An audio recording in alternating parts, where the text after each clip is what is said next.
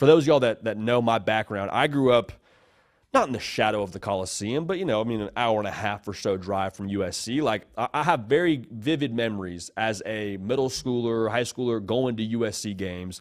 And it was at different points across, different eras at USC. Like, I was there for a brief stint of the Ed Orgeron, experience when he was the interim head coach. I went and saw games when Clay Helton was the head coach. Like, what's going on at USC is a little bit frightening. So let's start here. USC, as of right now, has lost 19 players to the transfer portal. Yesterday, you find out Zachariah Branch hitting the portal along with his brother.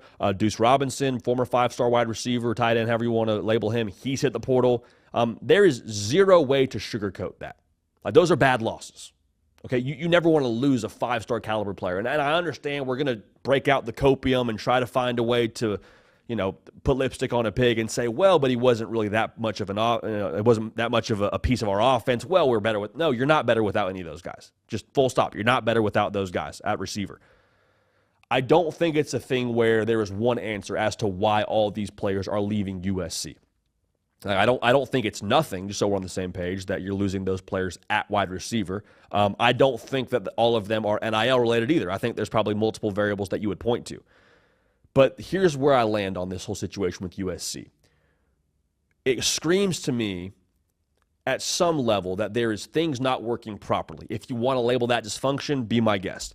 But when things aren't working properly internally, when things are amiss, when the engine's not totally generating how it's supposed to, players can sense that. Players can see that. In today's age of the transfer portal, players can be at their own right to go and leave. And so I think when there's that kind of I don't want to call it a fire because that feels too extreme, but when there's that kind of things amiss, players catch wind of that and they go ahead and take their talents elsewhere. So when there is a level of dysfunction or people not on the same page, it may not be directly the head coach's fault. Like, it may not be a 1-to-1 degree of separation to Lincoln Riley to the problem of why guys would transfer out. But I do think at some point in time, if you're the CEO of a company, the problems fall back on you.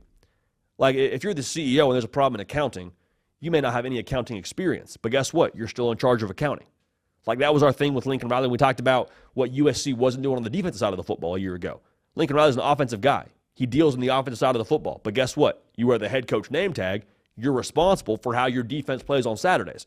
My frustration with what I hear going on at USC, again, I'm out here in Nashville, talk to folks close to USC and learn a lot from them, but from what I can gauge from multiple people around USC, the frustration for me is it doesn't seem like being a part of USC means as much to everyone involved there as maybe it should. And what I mean by that is there are certain brands in college football, certain jobs in college football, where that logo requires a little bit more of you. USC is this way, Texas is this way, Alabama is this way, Michigan's this way, Ohio State's this way. Like these big brands where, like, you don't get to just wear the name tag. You got to be all in.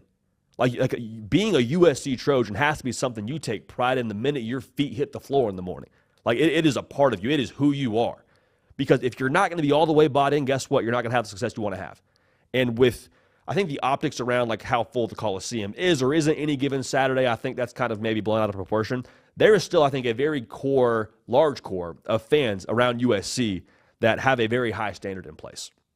And that standard has been set and upheld by a lot of really successful coaches, a lot of really successful people.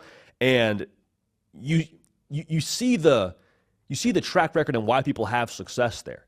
And it goes back to what I just said. There's a level of engagement that you partake in that allows you to be successful. Like, it's tough to make this comp because it's such a different era of college football. But like Pete Carroll, he was all the way in.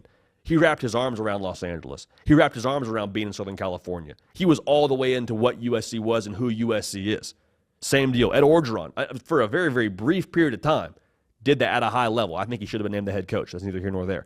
Clay Helton did it at a high level for a very brief period of time.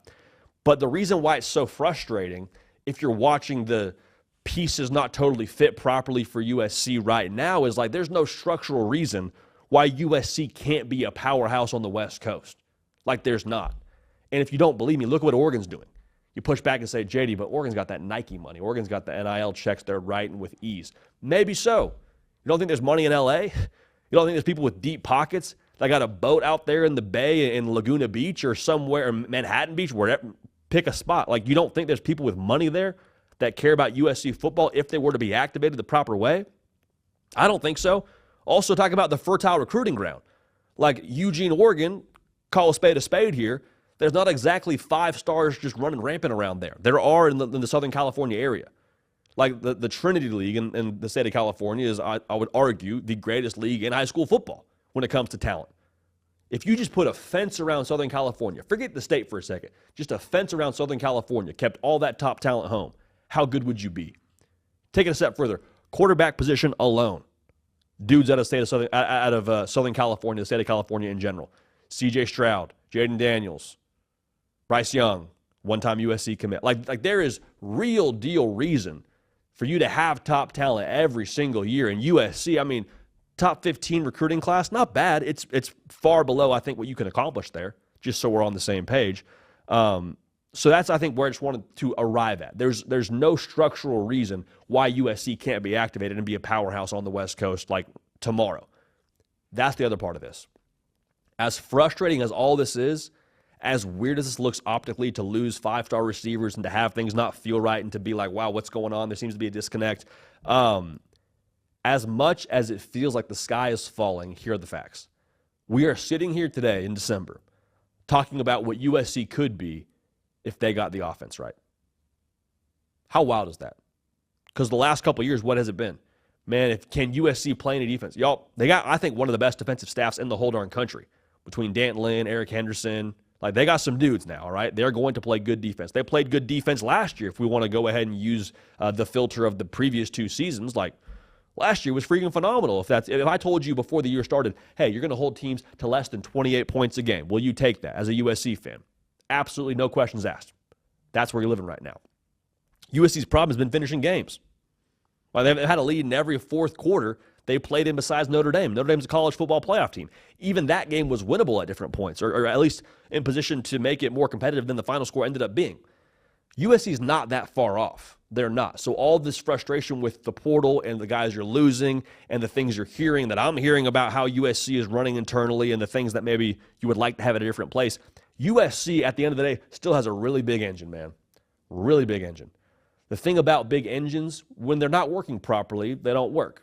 Obviously, when things aren't firing on all cylinders, you're standing stagnant on the side of the road on 55 South saying, hey, I need to lift. However, when the engine's working the right way, you got real horsepower, you're dangerous. That's what USC is. And so I hope it's Lincoln Riley. This is not me implying it's not. But there's a lot there for USC to really ramp things up a little bit, to really be a power in college football. And again, structurally, it's all there for the taking. You hope and you pray there can be the right amount of engagement, of activation, of buy-in to get USC back to where you expect them to be if you are a USC fan. And honestly, in the college football public, you expect more from them in general. So neither here nor there, but that's my take on USC. And I wouldn't pound the alarm on the sky falling with the transfer portal acquisitions. They're not good. It's a horrible look. However, I think there's more to that whole situation than what meets the eye. And I think USC this time next year could be more than fine. So the plot thickens, and we'll keep a pulse on that.